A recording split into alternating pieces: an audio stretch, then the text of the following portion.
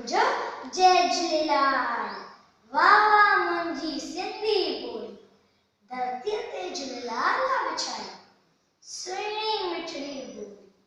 मुंहिंजो नालो लखन प्रेमानी आहे। मां दुलिया शहर जे चावड़ा इंग्लिश मीडियम स्कूल में 5 दर्जे में पढ़ंदो आहियां। न हिंदी, न मराठी, न गुजराती, पर मां त तव्हांखे हिकु सिंधी आखाणी ॿुधाईंदमि। ईअं त तव्हां घणियूं आखाणियूं ॿुधियूं हूंदव, लेकिन मुंहिंजी आखाणी जो नालो आहे हाथी ऐं किवली। इहा पुराणे ज़माने जी ॻाल्हि आहे।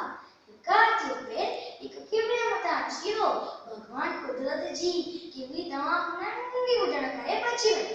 किवली ने हाथी खे रड़े करे चयो, मुंहुं ॿारियां ॾिसी नथो वञी, अगर मां मरी वञा मुंहिंजे ॿार बच्चनि खे केरु संभालिया।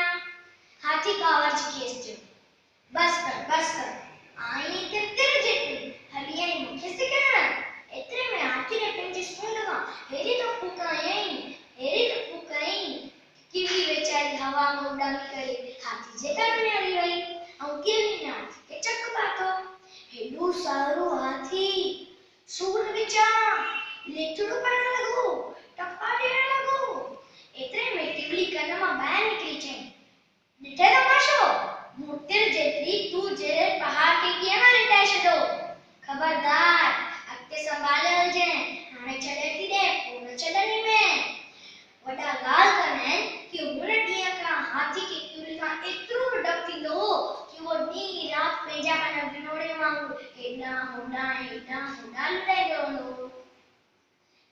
असांखे हिन मां इहा नसीहत मिलंदी आहे कि असां कॾहिं बि घमंड न करणु खपे। कॾहिं नंढो बि असां पर वॾी ॻाल्हि कंदो आहे। तव्हांजी महिरबानी।